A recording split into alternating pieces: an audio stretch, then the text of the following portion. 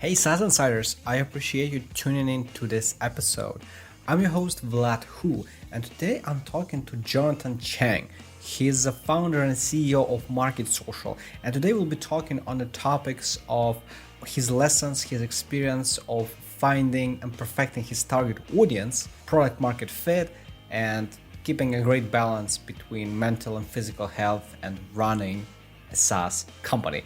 Let's get 15-second clip from the episode so you can get a small taste of what the conversation is like. Any pre-seed or seed company that tries to say they have product market fit is like, that's just a good joke. I mean, no one has product market fit until their later stage. I would say even like Series B, Series C, but it at least helped us establish like, okay, what do we want in our messaging? What do we at least want to try to accomplish, right? Before jumping out and experimenting with like ads. Oh yes, Jonathan Chang has figured out some important lessons that you as a pre-seed or even seed founder can greatly appreciate. I invite you to listen to the full conversation right now. This episode is sponsored by the SaaS Insiders Studio. We help SaaS founders build their minimum viable products, MVPs, launch quickly, find a product market fit, and grow from there. Sass Insiders Studio works with non-technical founders that are on the pre-seed or seed stage to help them execute on their product vision. To learn more, go to my LinkedIn profile that you can find in the description to this episode and shoot me a direct message there. All right, let's jump straight into today's episode. SaaS Insiders, welcome to this episode of our show. Today with me, I have Jonathan Chang. He's a special guest with me. He is CEO and co-founder of Markit Social. And today, he's been sharing with us his story of his company, his experiences. We'll touch some things about accelerators, raising funds, managing teams, all the topics that SaaS founders are curious about, the pre-seed and the seed stage. With that said, Jonathan, thank you so much for coming to the show. Awesome. Thank you so much, Vlad, for having me today. I'm excited to kind of have this chat, kind of talk about Markit Social. Started this journey kind of a year and a half ago. I actually just recently graduated from college 2 years ago, kind of jumped into Markit, kind of noticing that, hey, just wanted to I just really wanted to start my own company and like kind of started this journey. And, it's been a wild ride since then. I'm excited to kind of talk about that. I'm curious, like for how long have you been working on Markit Social so far? Yeah, so I started Markit a year and a half ago. I worked at another startup, which is a robotics company called Real Time Robotics for a year following graduation. But yeah, it's kind of, since starting the company, I've been, I'm sure we'll touch on this topic, been a part of a couple accelerators. The first one I was a part of was through Tufts University, my alma mater, did that last summer. And then this past summer, also participated in the Techstars Boston Accelerator program and, kind of have used those kind of jumpstart, push forward the company and really get to where we are today. One thing I'm curious, maybe you could elaborate on that. So you started 1.5 years ago, right? Right around 2021, where COVID hits, right? And for most people, and that's what I thought as well, it's like events industry is like dead. That's at least what I heard. Like people are just losing their jobs, they're closing their event business. You on the opposite, it's like, hey, let me start a company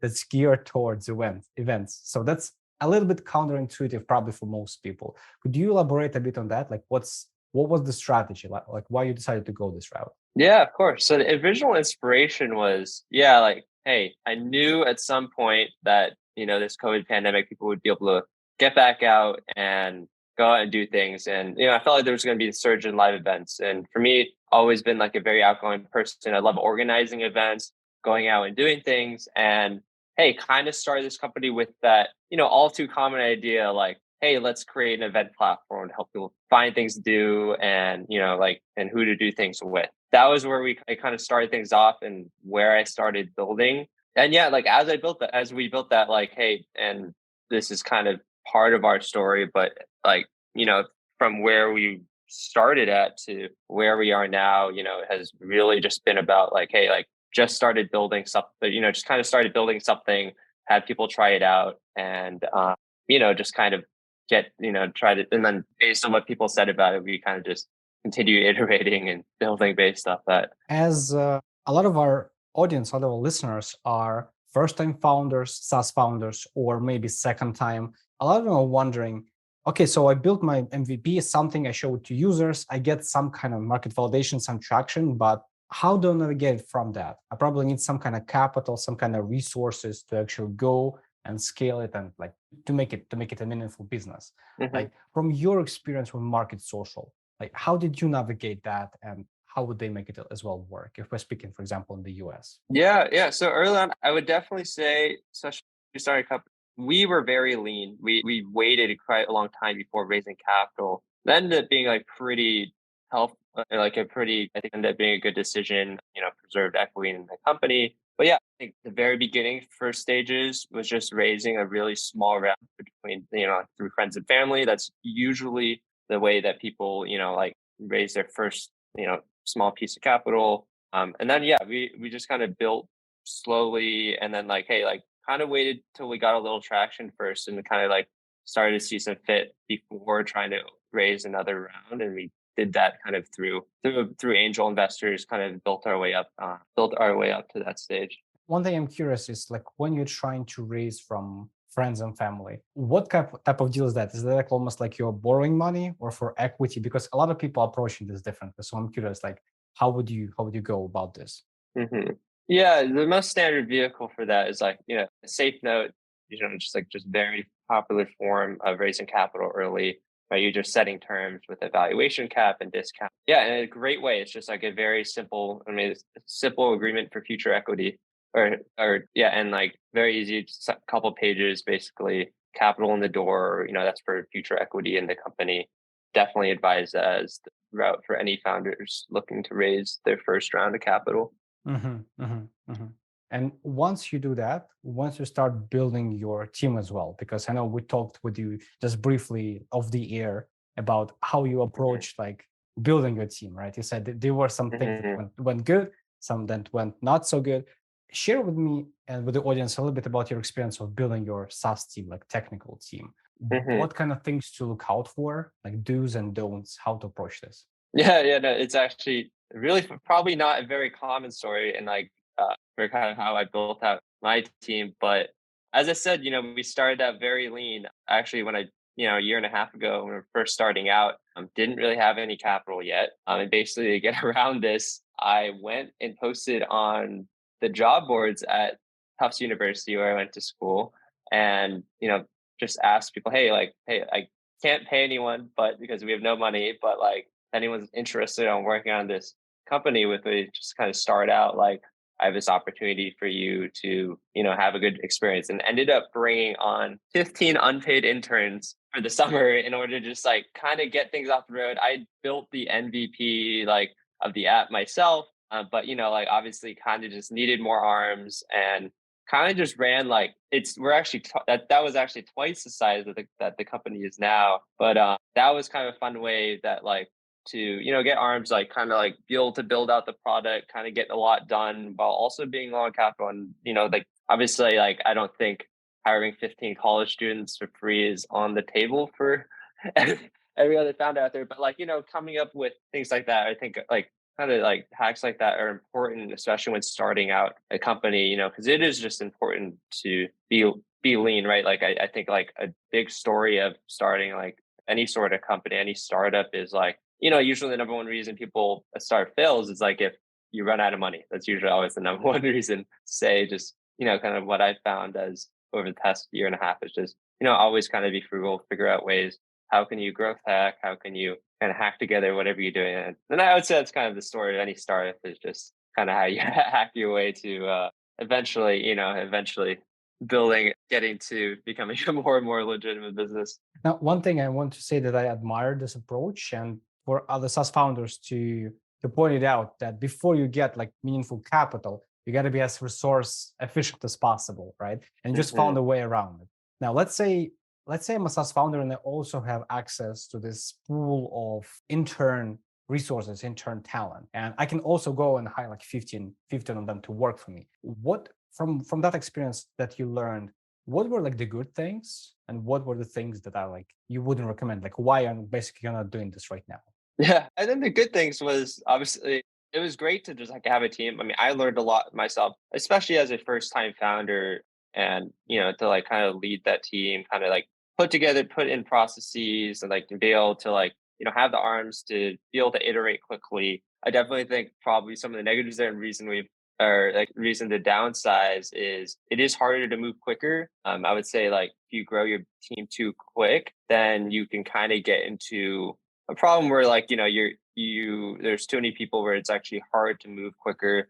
The smaller you are, the definitely easier it is to move fast, which I think is really important for a startup. And but overall it was I think a very good thing overall. And like it just was a matter of and I think it's just really important to kind of whatever sorts of advantages you might have, they could be totally random. Some people, their advantage is they're super rich or something already, or their family is super rich and they have really good connections and can raise a few $1 million like for doing nothing. I've seen a lot of scenarios. I mean, typically a lot of times I find that those companies end up succeeding if they're throwing money too early. But like no matter what it is, every company can find, or like every person there, it's important to like find like whatever small advantages you might have, like resources you can poke, no matter how small they are, I think are important. And I think, with Markit, that was kind of something we really took advantage of.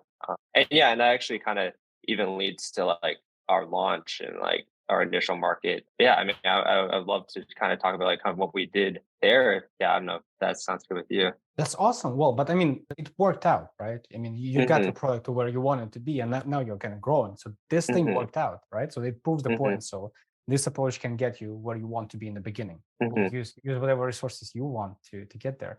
What are the other like resource efficiency hacks you would recommend from your experience? What do you think helped you get to that stage where you don't have enough capital and you still need to make things happen? Are there any other things that you don't see other founders do that made you give this like slight edge over them? I would definitely say, yeah. Okay, so for reference, a little bit where we are now, we raised a $600,000 pre-seed a few months ago, and since we've raised that, we've been able to make some new hires, and we've been able to start putting money into an ad strategy and everything. But before all that, and I think this is where it would have been a like for we like kind of found our market, established our value prop. We had just for some reason started throwing money into that as early. I think that would have been a mistake. I think it's just so important. Like very much before we started this ad strategy, it was very much like a direct sales process. And then that gave us kind of the opportunity to talk to our customers, talk to users. And interestingly for us, this was kind of another thing, like kind of one of the big advantages for Markit was kind of me and then also my co-founder being Bronner, who's just, we're still very like entrenched in the Tufts University ecosystem. That was something we really, tried to make like, take advantage of. But basically, and also actually just for a little context, I know we haven't actually dove too much into what Markit does. So like actually this kind of leads perfectly into like what we're trying to do. But and as we said, yeah, we're building an event platform. Basically, it's a ticketing platform where, hey, it's like, okay, you can organize your event, sell tickets to your event, but more importantly, it's a completely text message based platform where event organizers can text any of their attendees for their events. Their attendees can text them back. And, we found just a far more, we realized that text messaging is a far more efficient channel for people that organize events to communicate with their attendees and also communicate with past attendees. Because one of the big problems when people host regular events is, hey, how do I engage the past people that have gone to my events? How do I kind of build up this community of people interested in our events? And basically, yeah, it took us a while. I mean, text messaging is something we didn't introduce into the platform until like 5 or 6 months ago. And basically the original platform was, and this is actually still, if you go and download the app from the App Store, Markit with an I, basically you'll download it and you'll see that you open it up and you'll see like a Tinder style feed where you can swipe right or left on events in your area. That was the original app before any of this, like, hey, like, how do we build out a ticketing platform? How do we build out like this texting platform for, that's kind of what we're selling now. Like that's the SaaS business. But originally it was, yeah. So basically what we did was built a very simple event platform that people could make events on. people could go on and swipe right or left on the ones they're interested in. Basically to like kind of incubate this and like kind of launch the MVP, kind of like see how this interaction would work. We leveraged a lot of the people, like, we were very close knit with especially Bronner was very close knit with, people that organize things that have social events, fraternities, Greek life, like other social organizations, whatever those are. And then we would get them to post events on the platform. And, eventually because like we were able to get like all of the best things going on campus onto the app, people would go onto the app and look for things every single week, right? We got like over 70% of the student body to be regularly using it weekly. And that kind of gave us like the environment where this is something like, leverage the fact that, we knew all these people at Tufts, and we kind of like were able to have an influence on this like small, be able like testing this out on this community that, we knew a lot of people in. And yeah, it was a great way, just like, hey, like at the very beginning, it was a very simple event platform, not much functionality. They had its problems, but we got it in people's hands and people got to tell us what they liked and disliked. And that kind of was like, okay, we just continued to work with people that put on events and kind of just discovered along the way, just kind of working with hundreds of different people to put on events. At this point, we put on like thousands of events. There's like 15,000 unique people that have attended events on the platform. It kind of just helped craft the product into what it is today. But yeah, that's kind of the long roundabout way of, kind of leverage what what things in our network we did have, that like the advantage we did have, and kind of use that to help craft a company. And like every company is going to have their own, and every founder is going to have their own different things that they can like probably look to for seek out that some sort of advantage. Correct me if I'm wrong, but I think you've briefly mentioned that your target audience now is actually not those students; it's someone else, right? Mm-hmm. Yeah.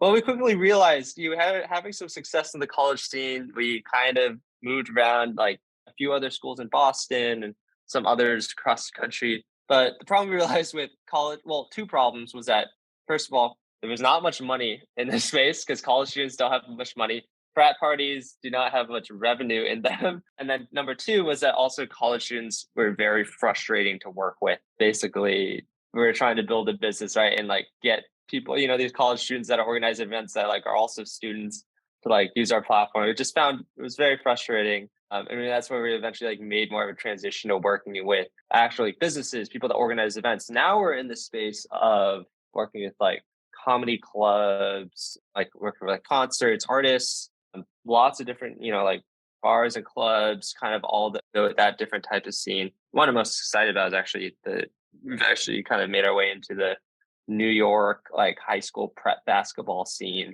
We have a couple of groups there, a couple of prep teams there that are using Markit to ticket their events. But yeah, we definitely made a really big shift. That was something that that was a big shift we made over this past summer. Actually, we kind of just like this was like as we were in Techstars, just kind of realizing, okay, this is like, okay, let's establish, okay, where are we gonna have the most opportunity? Where like figuring out exactly what like our ideal customer was after we had moved on from the college space was good to start.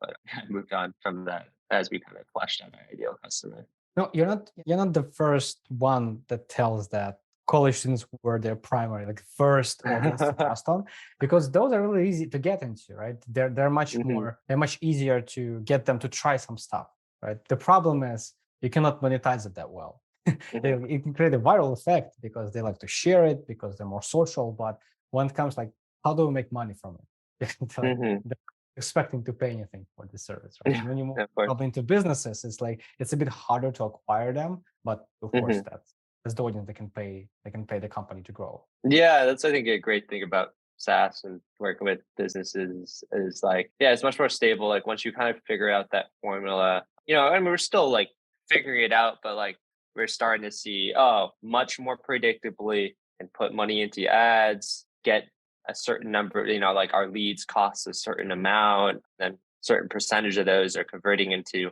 paying customers for our subscriptions and hosting events on our platform. Main two ways we make money are our subscriptions and then also ticketing fees, similar to other ticketing platforms. But yeah, just a great thing. Hey, like as we had customers, the great thing about SaaS is, like once you have some sort of formula, it's a very like, it's not too complicated formula, right? It's like, what is your cost of acquisition? what is your lifetime value? How often are they churning? And like once you have like a good idea of what those numbers look like, especially, and then basically it's just like, hey, can you spend more money and have that directly translate into new revenue, right? And like as long as it doesn't churn, like it'll just compound on itself. Now, one thing I want to put a bit more emphasis on, and for SaaS Insiders to hear this as well. You said like once we stabilize CAC, customer acquisition cost, and lifetime value, then we can scale it with ads. A lot of times I see founders experimenting with ads before they get to a stable formula. Like they're just playing around with this and they're trying massively to invest into ads, hoping that they can acquire audience and then figure out what to do next. Could you give a bit of more of your thought on why that is like not a good idea, or maybe it's a good idea? I don't know. Like if before you found that stable, scalable formula, like should we put money into ads like on the scale? Yeah. I think that's a great question. I would definitely say like ads are obvious. Like running ads and some sort of ad strategy can be really powerful, but if it's like done too early, it not only can like burn money, but could also be potentially even harmful in the long run for your business. If like you're running ad and you kind of like, you're going to be hitting a certain type of people, like first impressions, you obviously, it can be detrimental if you like try to go to market too early. I would definitely say we ran, and not every company is going to take this route. We definitely ran more of a direct sales approach before, and by just what we kind of did like before running ads is just like we went around. We were located in Boston, and we just went around to businesses. We went to events. We just like talked to the people that ran them, and like rather than like thinly spread out experiment where you just like are getting a lot of impressions through an ad, we found it much more meaningful if like, hey, like let's make it more narrow. Let's actually just like get to know like all these different people that put on events. Like we basically, and we're still doing this, even though we're running the ads, we maintain like a very tight-knit cohort of, customers and potential customers that are event creators, that like ideal customers that we kind of learn from. And if we didn't do that, I don't think we would have like landed on what the product is now. Basically just kind of like being able to take feedback, direct feedback, and like kind of put that into the product until like, it was something that like we felt very confident that if we started putting money into the ads that like people would resonate. We kind of like figured out a value prop that resonated with people. That value prop was, hey, like it is really difficult to promote events. The things you do to promote them, posting on like social media, having email lists, putting up flyers, word of mouth, all these things you do are not doing a really good job of reaching an audience. And like that audience you reach is really hard to retain. And, this like messaging was something like we crafted over time as like we learned like what worked when we like actually talked to people. What did people respond to positively? And, by like actually talking to them and also like going and talking to the potential customers in person really helped us craft that value prop. And yeah, that's like, I would say is something to keep in mind. Like, is like not to say that we have like product market fit now, and any pre-seed or seed company that tries to say they have product market fit is like, they're just that's just a good joke. I mean, no one has product market fit until their later stage. I would say even like Series B, Series C, but it at least helped us establish like, okay, what do we want in our messaging? What do we at least want to try to accomplish, right? Before jumping out and experimenting with like ads, even though, and like, you want to wait till like, you have like an idea, like, you're able to make accurate prediction on how people are going to respond to certain messaging. There is very important lesson here that I'm hearing and I want others to hear as well. And that is before you have this formula for scalability, before your CAC is stable, your lifetime value is stable, you do things that don't scale, which is more like one-to-one, to figure out how to make that stable. Just like as you said, like figuring out what are the exact pains, the messaging that we want to convey in ads. How do we calibrate it so it actually becomes stable? And I want you to elaborate a little bit more on that, right? Like, because a lot of times people see those things and like, oh, but we cannot scale with that, right? Like you cannot do one-to-one for 2 years, right? You need to scale at some point. But just like you described, like this, you can actually transition from that once you craft this messaging. Oh, you hit it on a very cool topic, which is that, yeah, the idea of doing things that don't scale. There's actually a really cool talk on YouTube by YC kind of talking about this topic. But yeah, the idea that like, okay, eventually you're going to want to implement strategies that can scale well so that when money is put into your business from investors, you're going to be able to grow quickly. But I cannot emphasize enough doing things like I think it's so important to do things that are not going to work in the long term, but are like our short term hack. This is kind of goes along with the idea of like growth hacking and doing things just to get things off the ground. The hardest problem is that like that cold start. How do you get things that engine running? And then like it's a whole different set of problems with like how you actually accelerate that and scale. For us, that was a big, like kind of the big thing like we did was like, we actually even like to kind of just really understand the problems. Okay, yeah, we would go out and talk to people that put on events. We would actually directly go to the establishments, talk to potential customers. Obviously, we're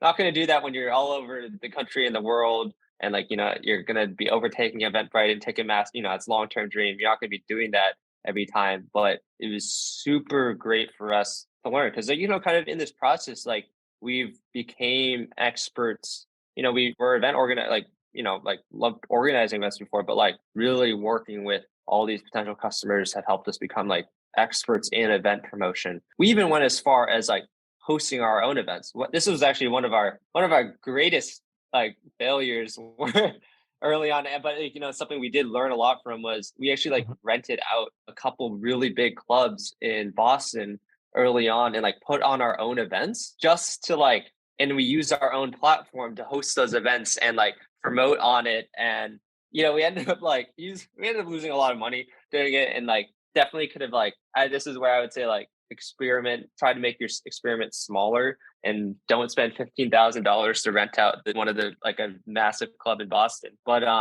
it would say like, okay, while I wish we did a smaller experiment, I am very glad we did it because yeah, I mean, it was just super important for us to understand, like make the same mistakes that people that organize events make and kind of really understand the struggle. So like, okay, if we were to do more of these, what would we want in a platform ourselves? So like kind of the mix of actually bringing it, like talking to potential customers and also like using it ourselves, trying to figure out what actual acute problems are there to solve was important. And like doing things like that. I mean, I can think of like, there's millions of examples of like, I mean, one of the first ways we launched at Tuss was that my co-founder Bronner would host like parties at his house, use Markit for it. And that was kind of how we like started Markit at Tuss. And like, eventually there was more adoption throughout campus and everything. But like, it was just like a matter of like, I don't know, we've done so much random stuff over the past year and a half. And that's like part of the journey. Most of the stuff will not pan out, but like as long as you're learning something from it, I think is the important thing. But it's cool because you're actually using your own platform for the event, right? So you're seeing it like firsthand. How would people feel when they're organizing those events?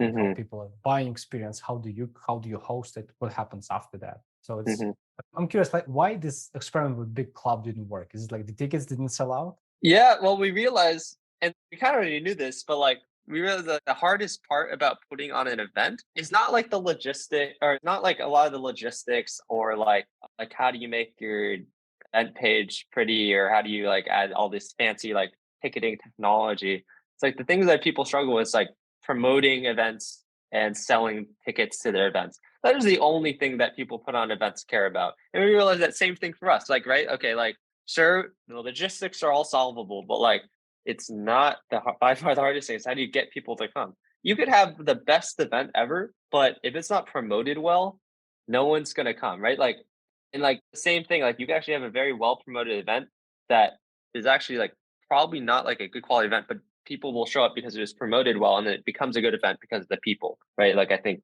at an event, generally the people are what matter. I think it's a universal principle. It also applies to SaaS. You can have beautiful, the most advanced product in the world. If no one knows about it, like what difference does it make? Right? Compared to if you really take care of the marketing and promoting this, even it's like an average, but you still get a lot of attention, you just learn from it and you convert it into actually being a great product. Yeah, I agree so much. And it's just like, yeah, I mean, it's product is very important when starting a company, but also like just as important is like, is the go to market. Like sometimes the best product doesn't always win out. It's like the first one that reaches the market first. And sometimes like who has the best way of reaching that potential audience, right? Like I think you can see countless examples of that in tech where like first person to come up with the idea, it was just the first one to market, right? Obviously you need a good product when you hit market, but like so important like what that strategy is to bring it to market. No, I agree. Long term, if you don't have a right solution for the market, it won't work. People will just churn, right? There won't be any retention.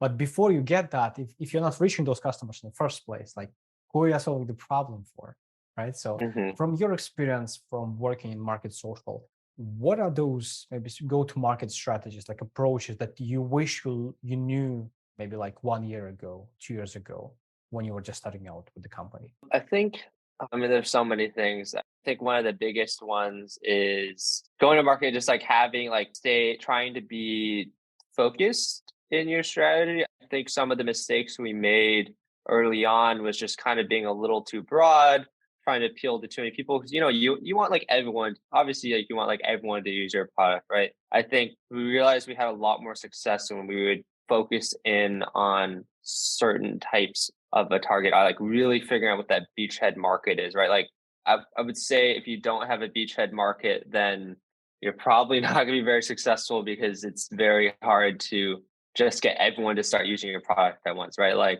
all the successful companies, and we're still figuring this out, right? As I said, like we were working with like comedy clubs, artists, and like concerts and basketball teams, still kind of figuring out into like kind of an entertainment space. But if you look at like all the successful like companies that emerge, like they usually have like a niche like they start with. I mean, even look at one of our competitors, Eventbrite. Obviously, like they're an old company now, but like back in the day when they're first going to market, like their first customers were like they really broke through in like the tech blogging community and like the events they would hold.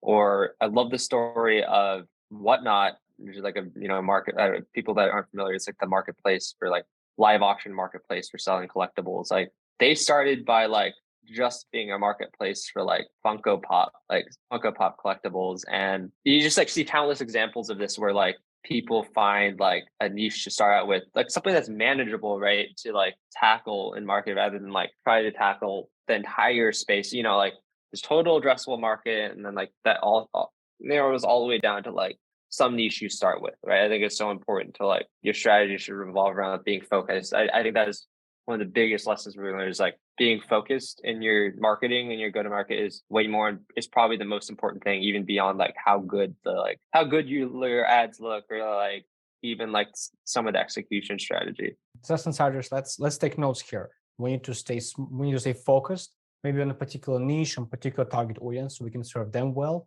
and grow from that. Do I get this correctly? I mean, I know that's kind of broad advice, but also I don't know. And for us, that's like something we try to keep in mind every day as well, is like we have so much more, there's so much more success. And like, yeah, I mean, it's also, you just look at other companies that are built, like always people are very focused to start. And like, as soon as it starts getting like too broad, I think it's like, like you just have to be careful about that. No, it's still really important. Like a lot of conversations we have here on SaaS Insiders podcast and just another shows as well, they sound like common sense, right? Well, you start small, you focus, but we need to be constantly reminded about that because it's always like there's so many opportunities, and the further we go, the more opportunities we have, right? And it's really tempting.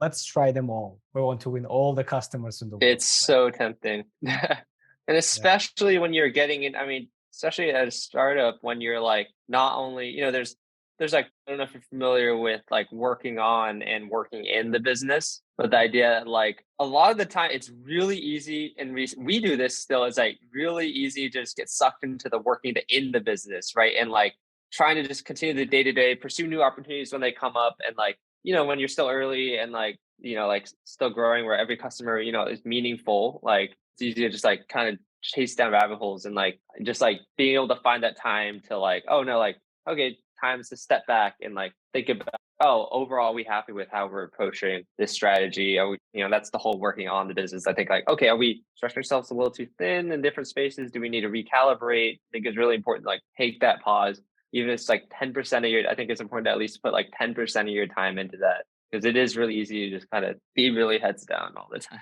No, yeah. I resonate with what you're saying. Probably a lot of founders about it as well, because it feels like they're like fires all around you. You need to fix them. So you go into operations and you're reactive, right? A fire comes up, you try to extinguish it as soon as possible, right? The thing that is really hard to realize in that moments is the reason of why fires come up in the first place, right? It's because something is not working. Maybe the business model is off, the customer acquisition model is off, right? And it's really hard to say like, it's okay for some fires to blaze while I'm working on changing the ship. Right? I'm trying to change the course because that's what's causing the fire in the first place. And it's kind of hard to try to balance and try to still like improve from the top, instead of working on the business, right? Because it's really like I want it to be perfect, right? I don't want too many fires. Does it resonate? But there will be, yeah. And you're hitting on like a really, I don't know if people are familiar with like lean startup, the ideas of lean startup, but the idea of like persevering or pivoting, right? Like, okay, you're not going to there's never going to be a zero fire path, but you do need to sometimes like be able to step back and figure out, okay, is this literally not navigatable? Do we need to pivot, or are these fires manageable? And do we just need to kind of, persevere through it, right? And like, so many of those decisions are going to come up, and like obviously I don't think we've made, and like I don't think most founders always make the right decision, but like there's a lot of opportunities to persevere and pivot, and like you just hope to at least get like some of them right, and like some of the big decisions. But like they're hard hard decisions to make in the moment, and like it is hard to step back to kind of figure that out when there's just like always so much going on. Yep, it's not about making all the right decisions. It's just avoiding some of the bad ones, right? Let's just avoid as much as we can the bad ones. And that should be good. We're already far ahead from the competition. Yeah, and I think, and like also I would say like one of my biggest thing like that's helped me is like it's so important to like, especially as a first time founder, learn from the mistakes of others, even if your business seems way different than some other company that's been through it. There's similarities, even though like everyone has different strategies there, but there are similarities in how companies, like the mistakes that companies make and strategies will take. And there's so many opportunities. Obviously, there's so much great content. Like, hey, it's like listening to podcasts like these, like talking to listening to other founders' stories.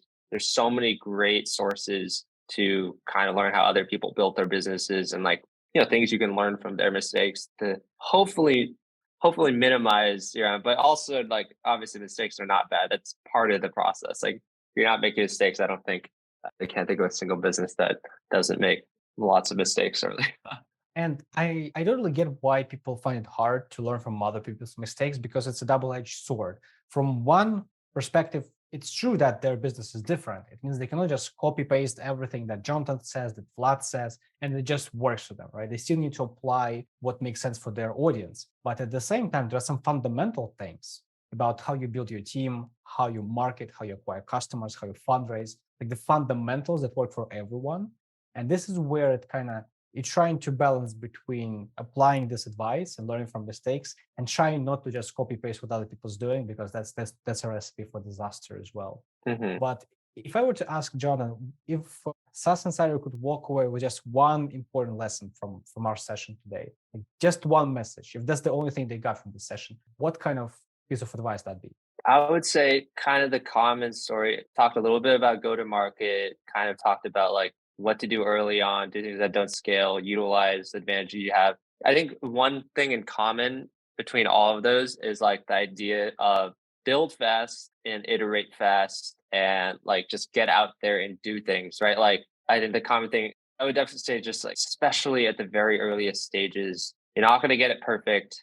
Just like the most important thing is like get something out there, try something out, talk to users, just kind of improve on it. And like being able to make like those incremental, like iterate quickly, I think is so valuable, because you're going to make mistakes. You're not going to get it perfect the first time.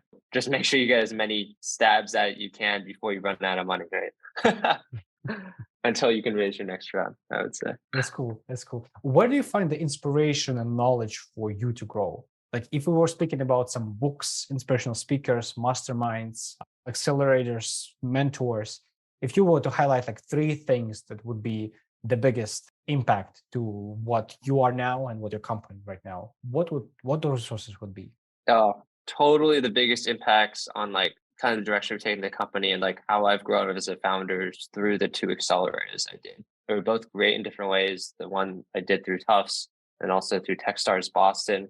This is just where like, hey, like I had so much to learn. And like, this is why like I'm a huge advocate for accelerators for first time founders. It just gives you the opportunity to not only just like build your network, but also just like, yeah, learn from lots of other people that are going through it at the same time and be put in environments where, you know, you're around people that have done it before have been so valuable to me.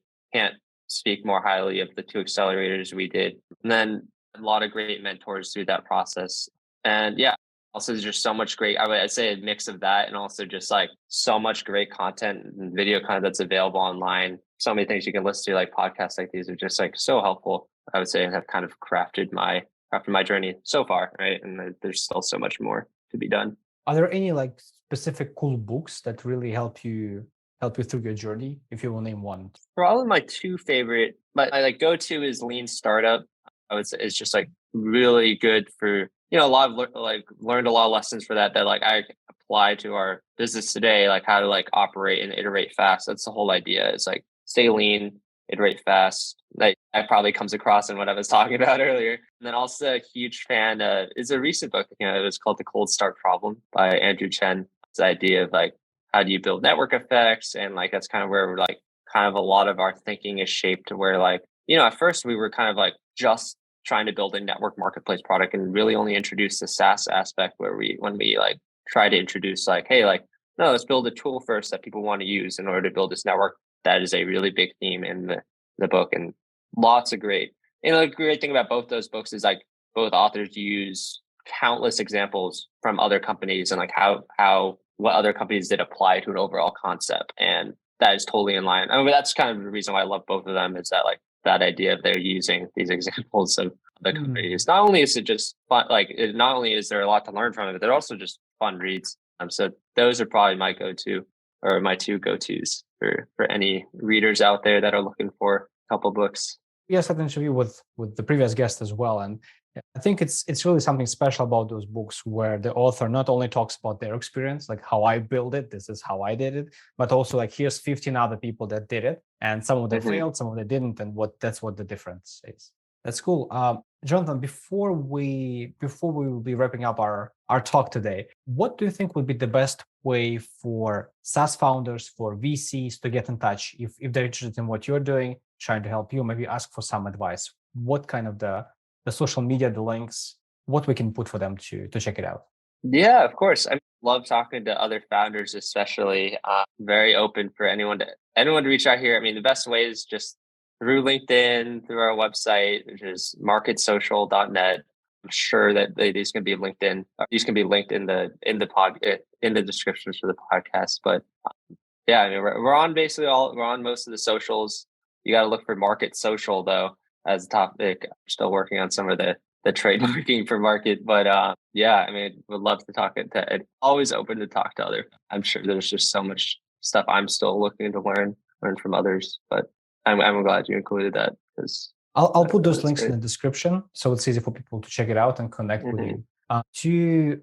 To conclude our conversation, what do you think should be the final thoughts for all of our audience to remember from our topic, from our conversation today?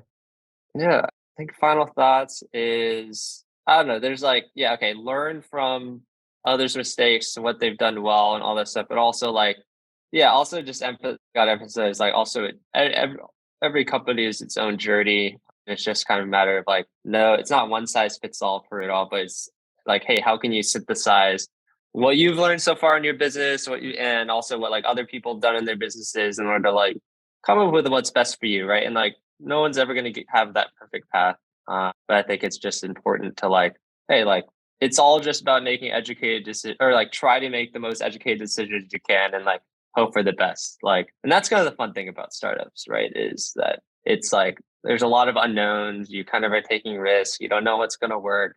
It's not like very structured and, you know, like, and that's kind of what's needed, right? You have to be a certain type of crazy to start a company. But it's a lot of, I think the important thing is just have fun when you're doing it, right? And yeah, I mean, there's like, huge community of entrepreneurs out there that all like go through similar struggles, and everyone is very helpful to each other. I think it can feel lonely when like, especially early on, but like the community is so tight knit, I would say, between entrepreneurs that like, hey, if you network and put yourself out there, it is really easy to like, for it to not feel as lonely. Jonathan Chang, everyone. Jonathan, I thank you so much for joining me today on SaaS Insiders podcast and sharing those experiences with the audience. Yeah, thank you so much as well, Vlad. It was a pleasure. SaaS Insiders will see you in the next episodes.